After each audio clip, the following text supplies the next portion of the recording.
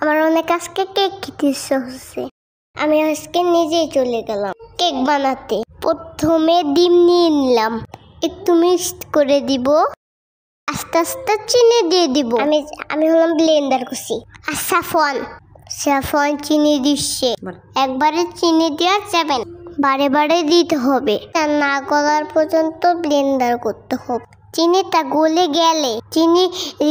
গেলে একটু একটু তেল দিতে হবে। 1 কাপ চিনি দিয়েছি, এই জন্য 1 কাপ ময়দা দিব, একটু লবণ, ভ্যানিলা এসেন্স, 1 টেবিল চামচ বেকিং পাউডার, এগুলো দিয়ে একসাথে মিক্স করব। যে পাত্রে ঢালবো তখন সেটাই তেল ব্লাস্ট করছে, এই পাত্রে ঢেলে দিব। এরপর চুলায় বসিয়ে দিব 30 মিনিট মাঝে দিয়ে আসে জাল দিতে হবে। কেকটি হয়ে গেছে, খেয়ে দেখবো কেমন হয়েছে। অনেক মজা হয়েছে।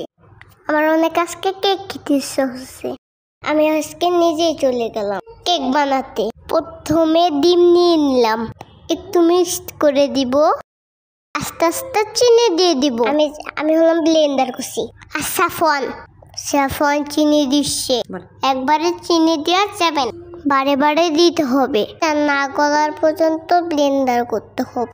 চিনিটা গলে গেলে একটু একটু তেল দিতে হবে। 1 কাপ চিনি দিয়েছি, এই জন্য 1 কাপ ময়দা দিব, একটু লবণ, ভ্যানিলা এসেন্স, 1 টেবিল চামচ বেকিং পাউডার, এগুলো দিয়ে একসাথে মিক্স করব। যে পাত্রে ঢালবো তখন সেটাই তেল ব্লাস্ট করছে, এই পাত্রে ঢেলে দিব।